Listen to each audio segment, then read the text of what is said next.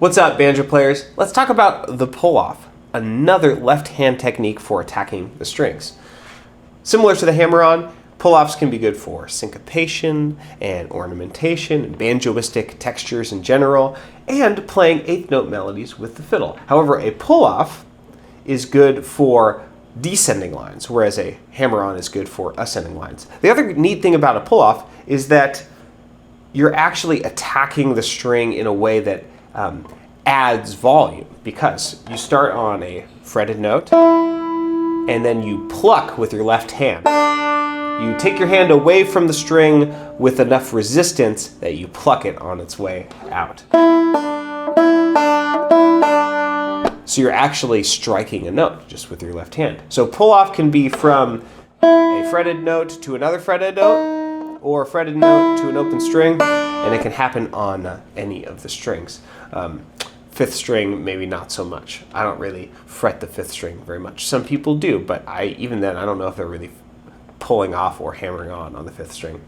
So the best way to practice a pull-off is without any music.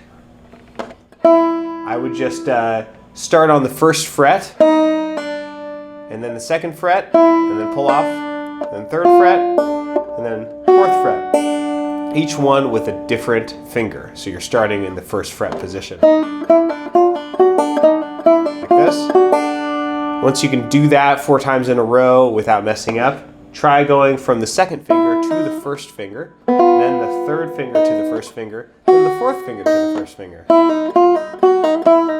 Like this. It gets harder the further away you get from your index finger. So then it gets really tricky going from the third fret, the third finger, to the second finger, and the pinky.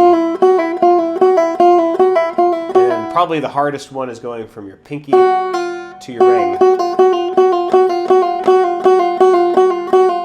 So if you practice that to a metronome, because similar to hammer-ons, you don't want to pull off as quick as possible after you're done playing your down-picked note.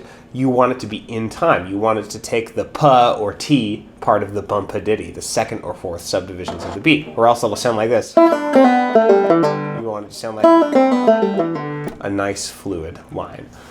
So practice it with a metronome, do that exercise, and then do that exercise on each string.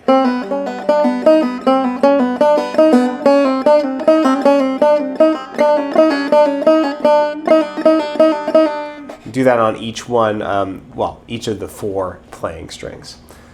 That will help you build up the muscles to play pull-offs well.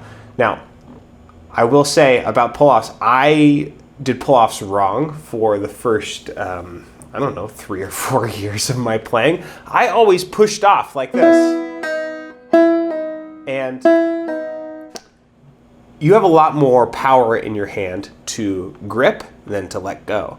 It's sort of how alligators can chomp down with their jaws, but if you hold their jaws closed, their muscles to open their jaws aren't nearly as strong. It's kind of the same with your fingers. That's why you could finger pick really fast, like bluegrass. A bluegrass player can finger pick really fast, but if you were to try to, with finger motions, do claw hammer, you would just get so exhausted so fast. So make sure when you're doing a pull-off, you're actually pulling off the string, not pushing.